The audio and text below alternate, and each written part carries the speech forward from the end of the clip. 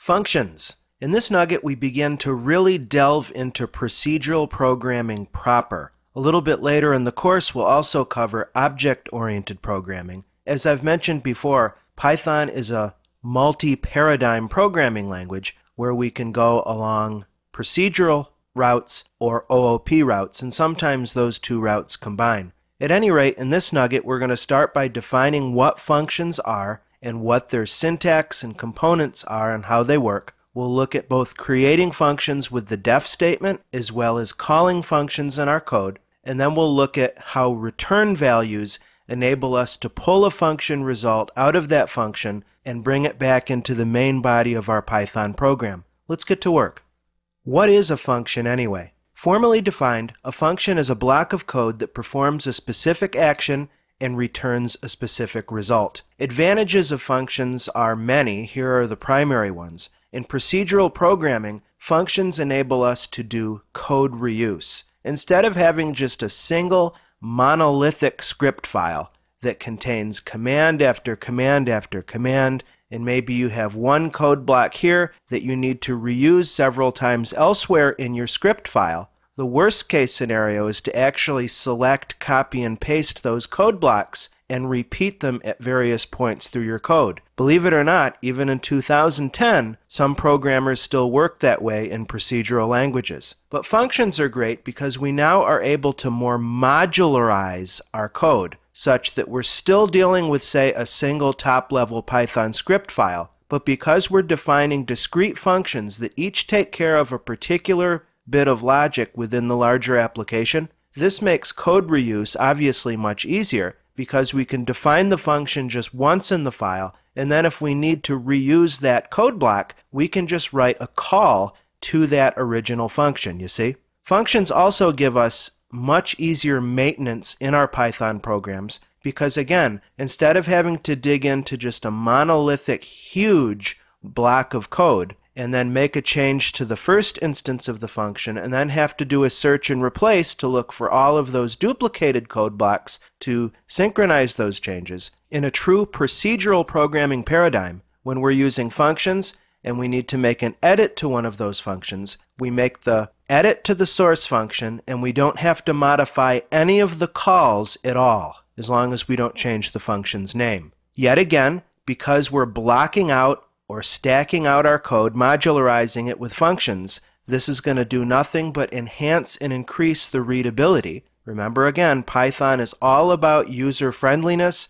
and readability. Code is written once, but read several times. Remember that maxim from earlier in the course. Functions also hide complexity from our users. We don't want to assume the users of our Python programs are inept in any way, shape, or form, but there's certainly no need from a security standpoint or a general usability standpoint to require users to view code or interact with code objects directly, or even when we're repeating the same code blocks over and over again, this can lead to clumsy results that involve just, in my opinion, too much clutter and perhaps too much user intervention. By contrast, when we're using functions, we're encapsulating code. That's a popular buzzword in programming speak, especially with object-oriented programming. We're taking logic, encapsulating it into a single module, and then simply calling that module elsewhere in our program. So we're hiding needless complexity from the users. Now really we're building up to a consideration of object-oriented programming. Now we know already that Python is multi-paradigmatic, therefore it's not fully object-oriented and it's not fully procedural. Once we have a really nice function-based procedural paradigm going, you're ready to kick things up a notch again and do OOP, which even further modularizes your code and makes it easier to maintain. But more on that later. Next, let's have a look at function syntax from a caller's perspective. Remember, we define the function, that's one thing, and then using the function in our code involves calling the function. Now, if you've worked with functions in other programming languages, you're used to issuing maybe a call command, but it doesn't work like that in Python. From an interactive prompt or even your script file, you can call a function just straight away. Let me draw a dashed line here to show you. So we're looking at from myfuncton, All we do to call a function is, obviously enough, provide the name of the function, and then in parentheses, we put either nothing or one or more arguments. Now this example that I'm giving you, myfunct, takes how many arguments? 1, 2, 3. We're going to talk more about argument order in just a little bit, but I'm going to give you the heads up on it right now. Although some programmers will interchange the words parameter and argument, we want to be really specific, and there is a difference between those terms.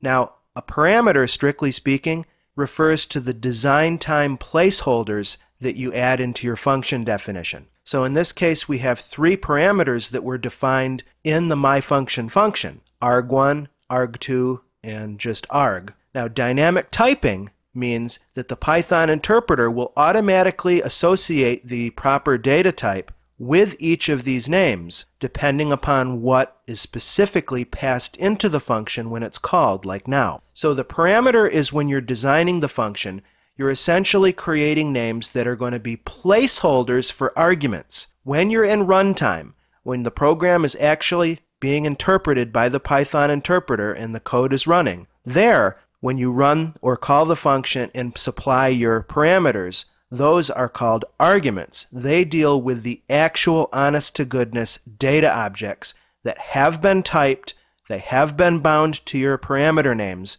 and then the function goes about and does its business. Now, if you run a function with no parameter, like you might remember the built-in method for strings, uppercase, just upper, that's certainly a function, and it takes no input parameters. So functions that don't take any input parameters, you can just give the name of the function, open paren, close paren. However, to make functions as flexible as possible, you typically will have at least one parameter/argument. And if you're going to pass in or allow the passage of more than one, you want to keep position in mind. In other words, in this case, we're creating arg1 and arg2. So when we call this function and we pass in 2 data objects, we want to make sure we position them correctly so the rest of the myfunc function handles them in the proper way. Finally, you can also pass in keywords rather than just a single data value or argument when you call a function.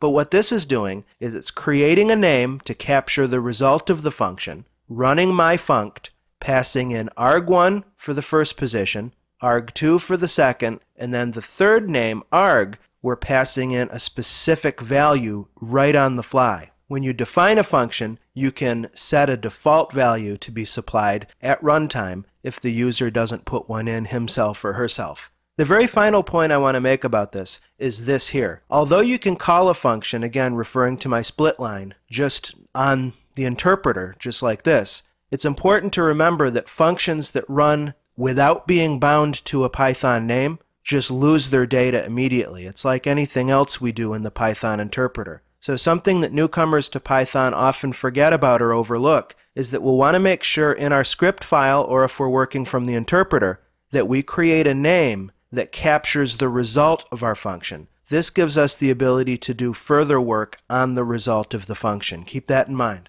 Earlier in the training, I referred to some of the common functions we've been calling in our demo code built-in functions or built-ins. For instance, dir, or when we do data type transformations like str to go from another data type to a string, or float, etc. All of those are examples of functions that are native to Python and built in or baked into the default build of Python that you get from python.org. Now remember, everything boils down to a module file. So these built-in functions like str, float, dir don't just exist in the ether somewhere. They're actually contained in a module. In Python 2 it's called _built-in _. In Python 3 the module is just called Builtins. And so this is going to give us all of our native functions that we don't have to worry about importing. When we launch the Python interpreter, all of the built-ins are automatically imported, so those names are available to us.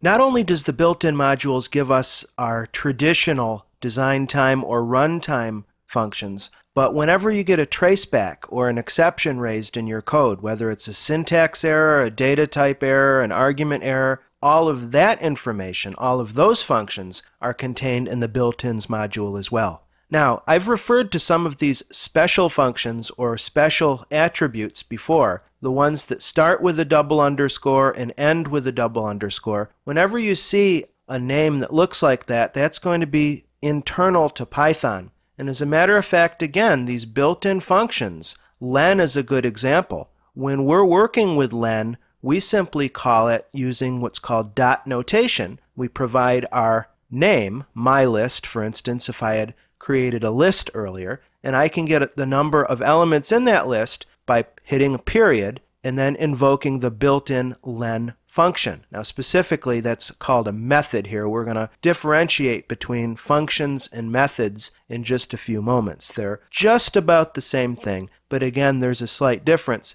Just like when we talked about calling functions, we differentiated between the parameter at design time and the argument at runtime. But anyway, when you call a built-in, look at this. You just do a .len, open paren, close paren, and you get the function result. But under the hood, what's actually being called is the built-in internal function, double underscore len double underscore. And if I wanted to, I could type this in my script file or in my interpreter and it would work all day long. But because it's easier for folks to just use the short notation, this is what's called syntactic sugar. You'll sometimes see references to this on the web, not only with Python, but many programming languages. Syntactic sugar is defined by Wikipedia as syntax designed to make things easier to read or to express, while alternative ways of expressing them exist. So this is a perfect example of syntactic sugar. Now sometimes you have no choice but to reference the Python internal name for an object, and we'll cover that a little bit later in the course.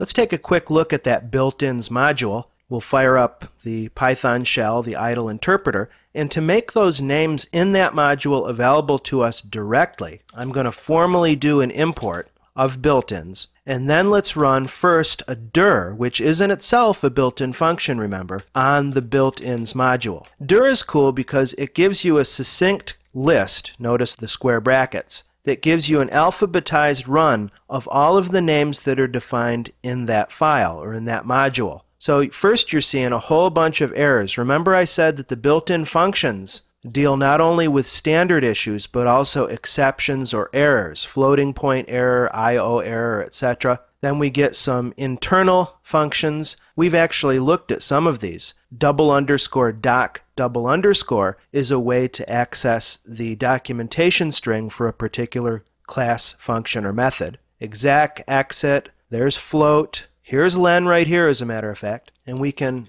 read help on the entire file, although I would not recommend that. We could do help built-ins, or we can use dot notation to drop into the file and get online help for a particular function. So builtins.len gives us the documentation string for the len function, and we already know what this does. It returns the number of items of a sequence or a dictionary mapping. Cool. And now what I'll do is from the interpreter type the name of our module, again built-ins, hit dot. Remember the dot is our magic invoker of a function or a method. And idle gives us a list of the available methods here. It's given them just the plain text version, or if I want to dig under the hood and start using internal names, I can just do double underscore, and you'll notice that under the obvious names of those functions, we can do the internals, like double underscore doc, which returns the documentation string. By the way, and we've seen this a lot, that if we define a particular object, like a simple string object,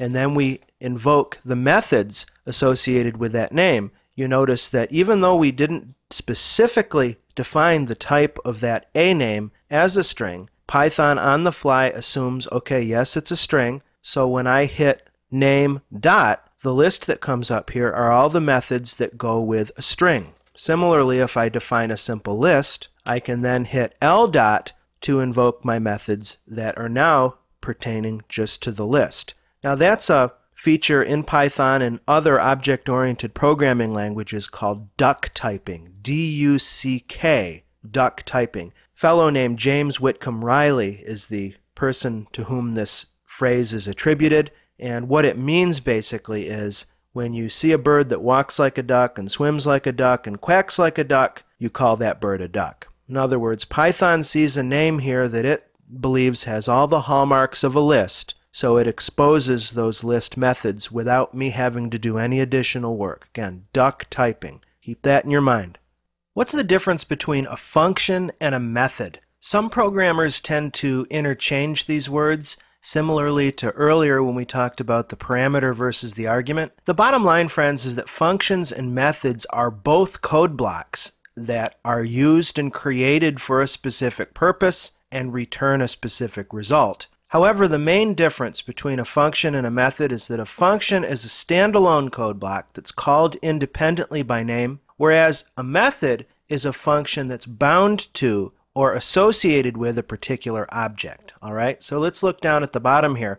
I've created a name called myList, which we can imagine from this descriptive name is of the list type. And I'm redefining it or repointing this, rebinding this name to a new data object by calling the built-in append method of the myList object. This again deals with that duck typing principle that will only be exposed to the methods that are members of the associated object or name. Somewhat along the same line as functions and methods, we know by now that you separate the name from its method using the dot, but we can also go out further to the left, and this brings up the idea of the namespace. We want to make sure that our function names and our method names, in particular our functions and classes, don't collide with each other. For instance, we might have a program that calls or imports two modules, M1 and M2. In M1 and M2, there may be a function called T in either of those modules. So if we just call in our main code the T function, how does the Python interpreter know that that T function belongs to either module 1 or module 2?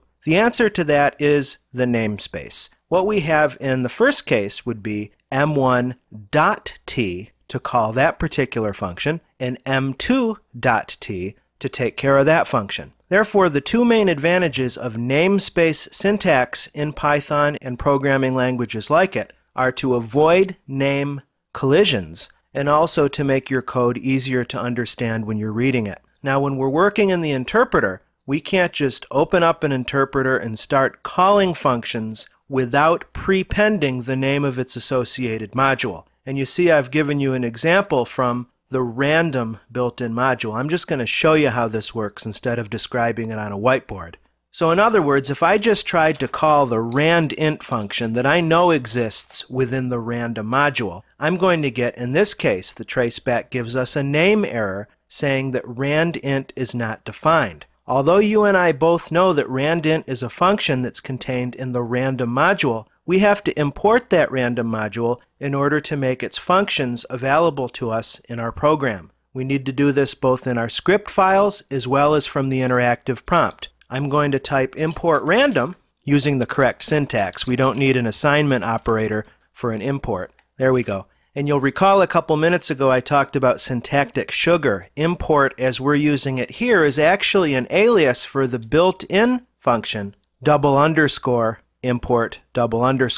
Now if we want to, we can run randint by first applying the module name so the interpreter knows where we're coming from. As soon as I hit my dot separator, we now get a list of all of the functions that are contained within the module. Come over to randint, open up the function with the open paren, and we get the documentation string showing up in a little pop-up balloon that may get cut off on your computer screen, but the help text says that we need two arguments, A and B, and that randint will return a random integer in that range. So if I choose 1, 10, we're going to get back 10. Now you'll note because we did not apply this built-in function to a name, the 10 is displayed on the screen, but we can't do anything with it. We're going to have to create a name and then repeat our call to the randint function. So now I can echo back result, and we can do things with result. We know how to call functions now. Let's look at the other side of the equation, and that is how do we create functions? The first thing I want you to see is something you've already seen several times. We use the def statement to define a function. Of course, def is short for define. Whereas in traditional compiled languages like C, when you define a function in your source code, this function is then permanently compiled into machine code by the compiler. We have to remember that because Python is an interpreted programming language, we don't have that permanent compilation as such, so def is really more or less executable code. And when you perform an import, Python quote-unquote compiles or executes all of the function and creates objects called function objects. So if we imported module X and it contained 3 functions, as soon as that import was processed by the Python interpreter, we would then have 3 function objects ready and raring to go and available for calling at any time. Alright, so after def and a space, we provide the name of the function, and then in parentheses, either nothing if we don't require any parameters, or 1 or more parameters separated by commas. Next, best practice and Python style if you want to be what's called a Pythonista. This is yet again a tongue-in-cheek reference to a Python developer who's really strict and effective with his or her coding. We want to make sure we have a documentation string indented. A common mistake is to define your function and forget to indent your doc string. This could be a single line hash comment, or it can be more likely triple quoted string. Now I want you to take a look at PEP 257. PEP 257 deals with best practices for creating doc strings, and there's also a separate module available called Sphinx that can make generating useful doc strings a lot easier. Just for grins, I wanted to bring you out to python.org and look up PEP 257 called Docstring Conventions. You'll see this one was created in May of 2001, and we'll just look at the contents. They define a docstring, they give us best practices for the hash one-line docstrings, the multi-line docstrings, handling indents with docstrings, etc. So please take a look at this PEP. It's really useful, PEP 257. The other site I wanted to draw you to is the Sphinx site. Sphinx is the Python documentation generator, and as the welcome paragraph says, Sphinx is a tool that makes it easy to create intelligent and beautiful documentation. It's licensed under the Berkeley Software Distribution or BSD license.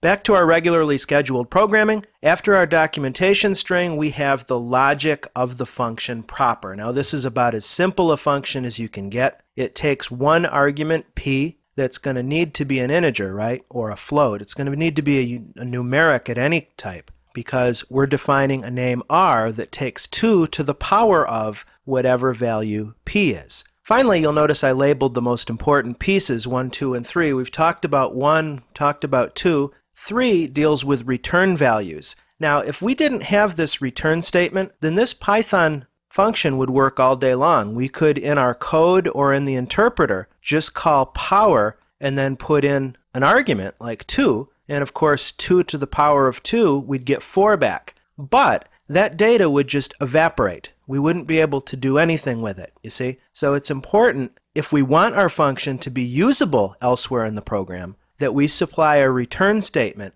and I'll get into that more a little bit later. I just wanted to give you a heads up on that. So it looks like the final bit of this code echoes back 2 to the power of 2 is, and then it gives you the call to the function. Of course, we'd want to do something with this to make sure it maps to the argument p, but you get the general idea. A little more on return values before we get back into the interpreter and start doing some sample code. You need to understand that Python functions always have a return value. Now you might be thinking, well Tim, you just said that if we write a function and do not include a return statement, then the function gives us the result, but we can't refer to it anymore. It evaporates. Well, that's true, but if you do not include a discrete return, the function still returns the special value none back to your code. That's just an under-the-hood thing. Practically, where the rubber meets the road, unless you're catching the result of that function using return and then using assignment in your code,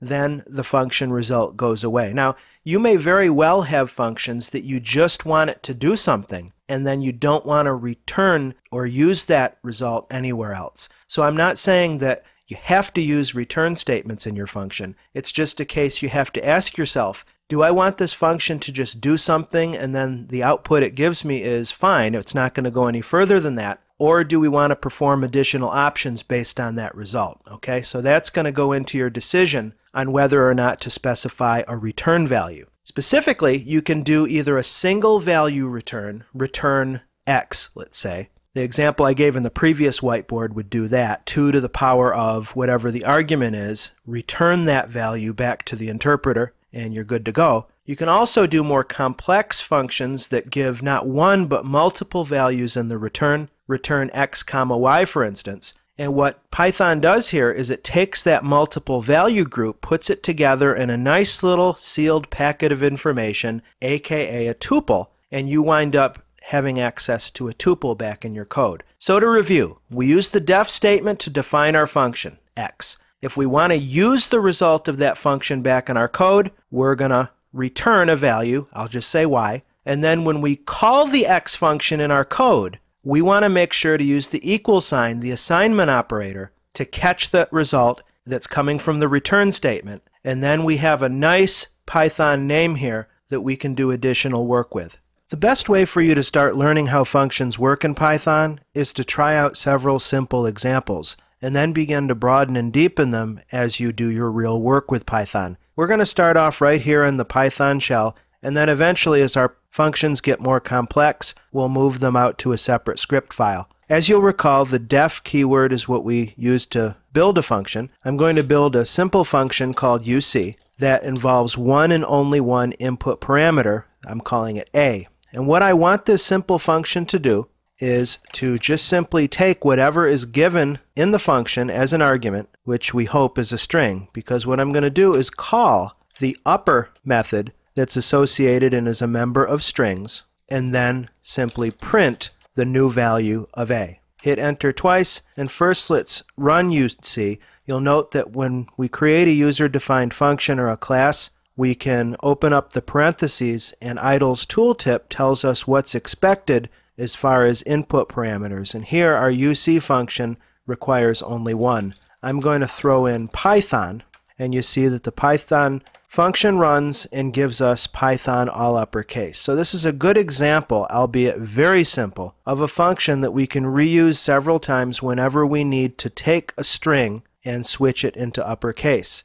Now you'll note that because I didn't assign this run of the function to a name, I can't do anything with this result. So to fix that, why don't I create a name called result, and again, run the UC function, and I'll pass in another string. We're echoed back the result foobar, but what might be surprising to you or not, depending upon how closely you were following the lesson thus far, is that if we now echo back result, you'll see nothing, right? Remember, without a return statement, the function runs, but the result just goes off into outer space. So in order to have this function give us back some usable data, let me click up on that line and bring the function back. We're going to need to add one more line, and I'm going to return A. I'm going to put the input parameter in uppercase, we'll print it out to echo it on the screen, and then we'll return that value outside the function. Now, let's do result2 equals UC and see what happens. We get the result back, and now if we echo back res2, you'll see that we have persisted or made persistent the results of that function. And if we run a type on res2, we get a string. No big surprise there.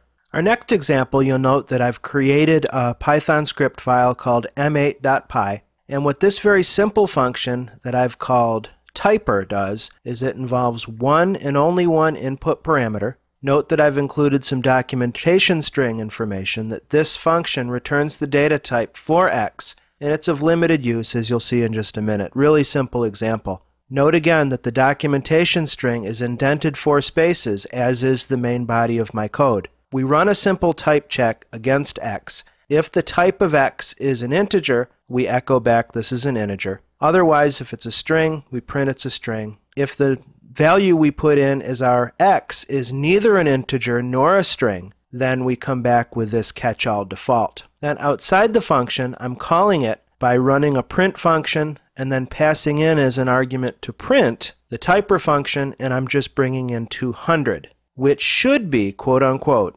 interpreted by Python as an integer, right, and not a string. So let's run this module, and we get back this is an integer, because you'll remember if I come back to the script file, we're printing out a run of the typer function passing in 200. And none, of course, is what comes back from the function when we're not specifying a discrete return value. Coming back to the shell, because I've placed this m8.py file in the syspath variable list, remember that we can always check for the directories that Python interpreter looks for when you're doing a module import by opening the File menu and selecting Path Browser. In the Path Browser dialog box, you see a list of directory paths that Python, as I said, checks. And I've saved this file m8 in one of those paths. So I can now run an import. Well, actually, before I do that, I'm going to restart the shell. It's a good idea periodically to flush your Python interpreter by opening the Shell menu and selecting Restart Shell. This gets rid of any names and any objects that might be in memory at that time. You'll get this restart split bar, and then we can proceed. I'm going to import m8, and once m8 is in, we can run, for instance, the dir function to take a look at what names are contained in this file. Every one is that double underscore syntax. These are internal Python functions. We've used some of them. Doc, for instance, is going to retrieve the documentation string for the module, the first unsigned string in the file if there is one. Builtins is a call to the Builtins module that contains all of your Python built-in functions. And then at the end, you have typer. Of course, we can use help and a qualified name to drill into our m8 module, and you notice here that the only function defined in there is typer, and that brings us back the documentation string that we added in our source code. Good and good. Now, if we want to run this function, let's come back to the source code, get rid of this last print statement, save my changes.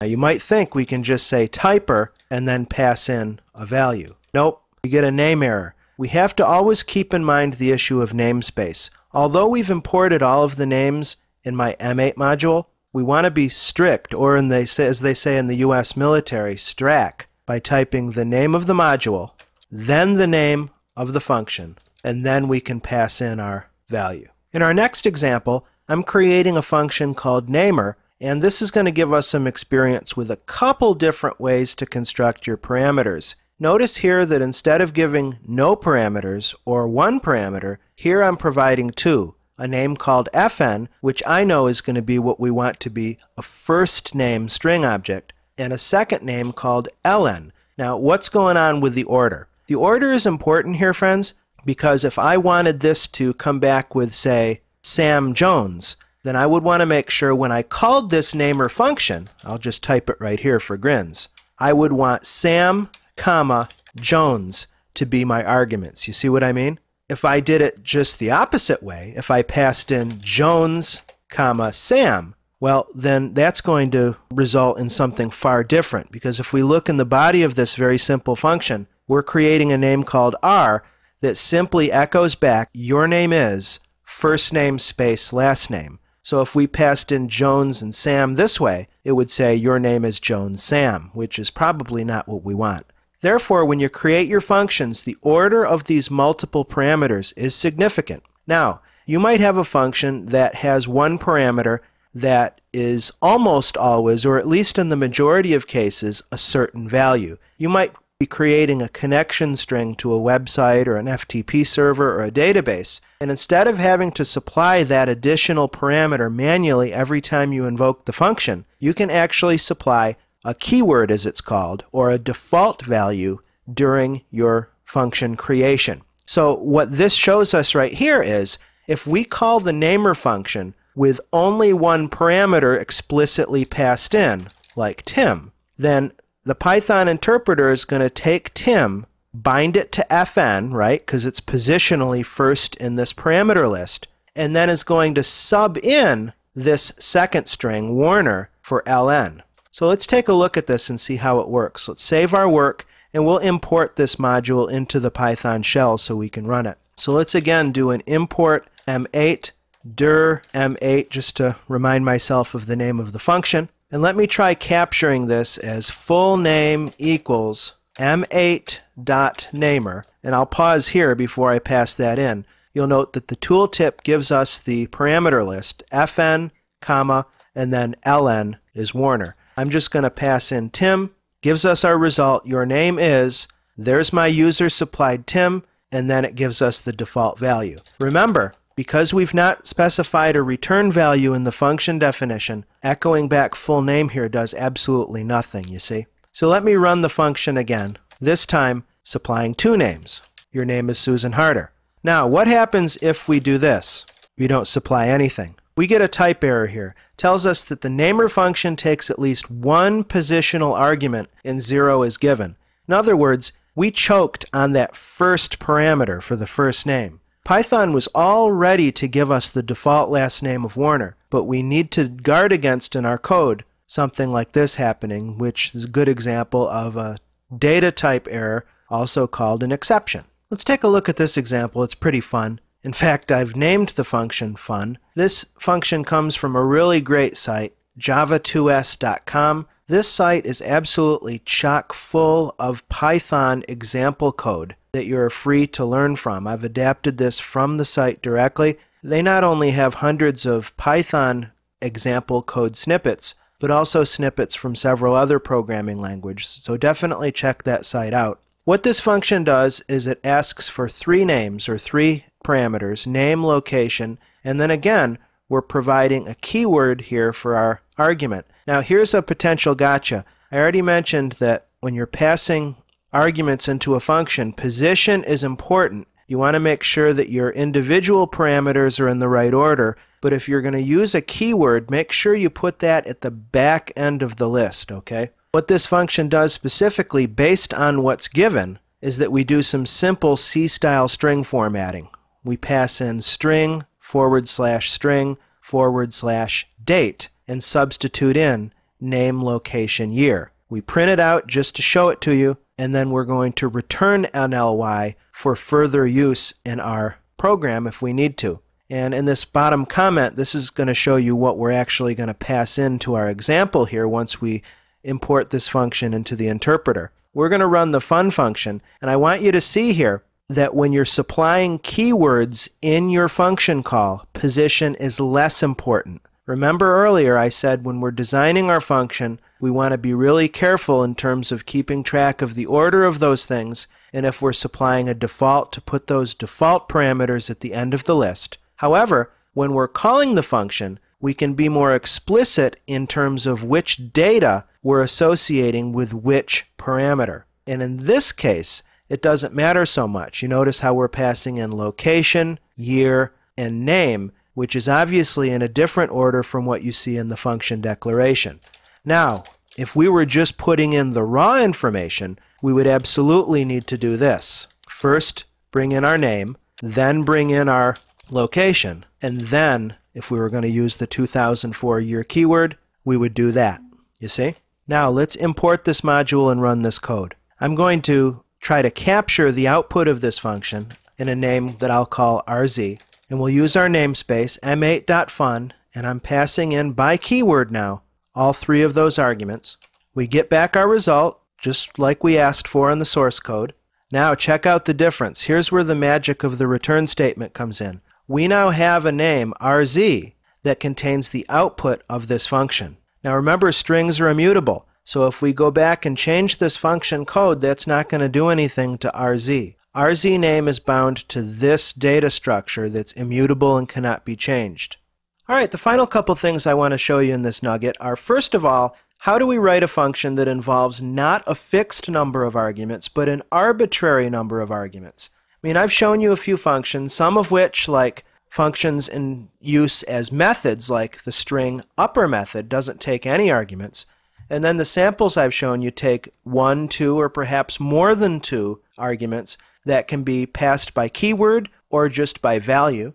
Well, if you're in a case where you might have a variable number of arguments, it could be a search engine that you're writing, it could be a free text application, whatever, Python 3 gives us 2 special arguments called *args and *kwargs. Now, really what's significant here, there's actually 2 asterisks in front of kwargs. What's significant here are the asterisks, not the names. Technically, you can call star anything, foo, or star bar, but overwhelmingly, Python programmers have standardized on *args for single arbitrary parameter values and kwargs for arbitrary keyword assignments like I showed you before, where you pass in the variable or the name and then a discrete value, you see? So let's look at our example here. Def foo, we're doing two positional arguments, A and B, those are expected,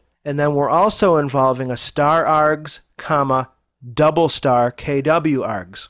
So how this works in practice is, for instance, we can print out a run of the foo function passing in spam and eggs, which are going to be bound to A and B respectively and positionally. And then check this out, arb1, arb2, and arb3. Because we're not doing any keyword assignment here, Python is going to take all three of these and associate them with the star args position. And we can then use that argument however we want to in our code. The final point before I finish with a last demo is that no introductory consideration of functions in Python would be complete without our discussing variable scope or name scope. Variables in Python, also called names, are global or local. And what scope means and what local and global means, they refer to the visibility of one of your variables.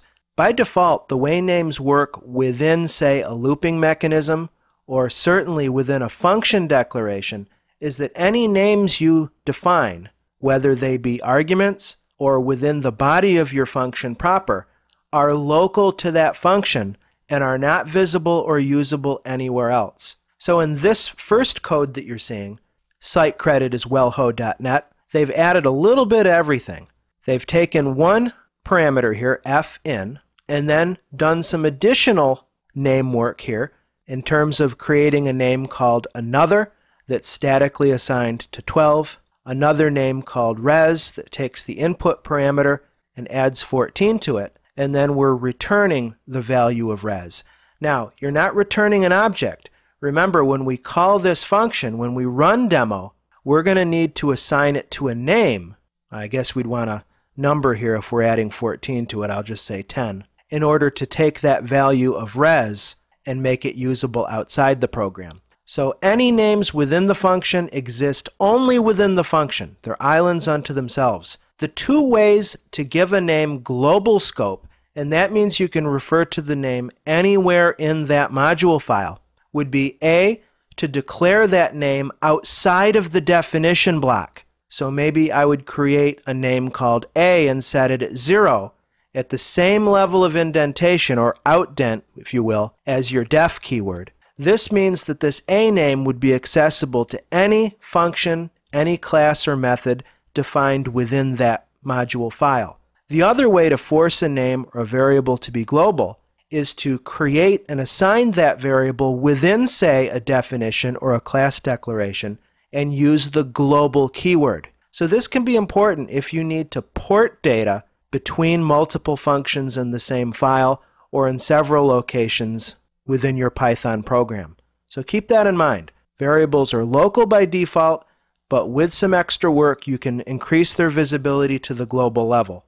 Let's have a look at that example from the whiteboard just a moment ago. We'll actually run it now in the Python interpreter, taking a look at the args parameter, the star args, that represents arbitrary argument assignment. And what we're doing here is defining a function named foo that contains three required parameters, a, b, and then args, which is going to be, of course, any number of arguments passed in. The result of foo is pretty simple. We're just printing the value of a, b, and args. Save this file, switch over to the Python shell, and we'll run m8.foo, passing in spam, eggs, arb1, arb2, arb3. There we go. We have our string literal. Here is a, here is b, here is args, and then the value of the first parameter, the second, and then our arbitrary ones. In terms of sweeping up the shavings at the end of this nugget, I want to discuss an advanced topic that, if you feel this is beyond your level right now, you can let it go, and then once you develop more experience with using functions, come back and revisit this topic. One of the seemingly most hotly contested topics in Python programming deals with how these parameters and arguments are passed into a function and out of a function. You'll find some people saying, no, parameters are passed by reference. Other people say, no, they're passed by value. And then other people say it's neither one of those because Python is a special case. And really, in my research and in my industry experience, I think that last case is the correct one. I'd like to draw your attention to an excellent Wikipedia article. It's the article called Evaluation Strategy. And it tells us here that in computer science, an evaluation strategy is the set of usually deterministic rules. Deterministic means that you get the same output every time you run that particular evaluation strategy for evaluating expressions in a programming language. And in particular, the three issues we have at the center of this function-related debate in Python is, does Python pass in arguments from call by value, call by reference, or call by sharing? So let's quickly jump in here. Call by value evaluation deals with the argument expression is evaluated and the resulting value is bound to the corresponding variable in the function, frequently by copying the value into a new memory region. So a programming language like C, when you pass in, let's say, foo A, when you pass in the A argument, a copy of that data that exists outside the function is passed into the function. So you wind up with a separation of data in terms of outside the function and inside the function. Okay? That's call by value. Call by reference is where the function receives an implicit reference to the argument rather than a copy of its value. So here, when we're doing foo A and we're passing in A as an argument, the data that gets passed in is the same data that's modified by the function. And Wikipedia goes on to say that the call by reference evaluation strategy is generally faster than call by value because you don't have to copy out the data. Then other people, frankly, will say that the reference strategy is slower because you're constantly, as you're working through the function, referencing the outside data object. Finally, we get to what Python is. Python is really called a call by object or call by object sharing evaluation strategy. And basically it says here in this paragraph that the semantics, in other words, the meaning, the functional meaning of how this works, of call by sharing differs from the call by reference in that assignments to function arguments within the function are not visible to the caller, but the function has access to the same object as the caller. No copy is made. So in Python, when you're doing foo A and you're passing in A as an argument, the function does reference that data object. But the reason why things get a little funky in Python in terms of whether it's truly call by value or call by reference is because, as you know, certain data types, namely strings and numeric data, are immutable, and therefore the original object can't be changed. Again, if that went over your head, that's okay for now. Just in the name of completeness, I wanted to make sure to introduce that to you on the outset. Coming back to our interpreter, I have some script code that's adapted from a really great site called tutorialspoint.com. And this is meant to give us an idea about how Python implements this call by sharing evaluation strategy. So what we have here is a function definition called changeMe that takes a list as its input parameter, as its argument. Remember that lists are mutable, so we can actually change the source object. So we have a name coming in called myList, and actually when we do this in the interpreter, we're assigning 10, 20, 30, this data object, to this name. So when we go into the function, the list is 10, 20, 30, and then the function itself runs an append method on myList, 1, 2, 3, 4. We echo values inside the function. This is myList as it exists within the changeMe function. And then we're going to run a print to print the values outside the function once we've returned and come out of the function itself, you see. So the big question is going to be, when we display the myList data object outside the function after running changeMe, is it still going to be 10, 20, 30? That's the pass by value, where you copy this data structure, bring it into the function, and the original copy stands alone? Or is it more of a pass by reference, or object reference as it's called with Python, where we are operating on the outside data object? Enough talking, let's run this module and see how it works. Values inside the function, of course we know that the list started with 10, 20, 30, then we ran an append on it, and then check this out. Values outside the function, 10, 20, 30, 1, 2, 3, 4. Therefore, we've demonstrated that Python uses that call by sharing or call by object sharing, where inside the function the object is shared, the reference to the underlying object is shared with the object as it exists outside the function. Functions review. In this nugget, we took a long, hard look at what functions are, how they're useful, how to create them, and how to call them.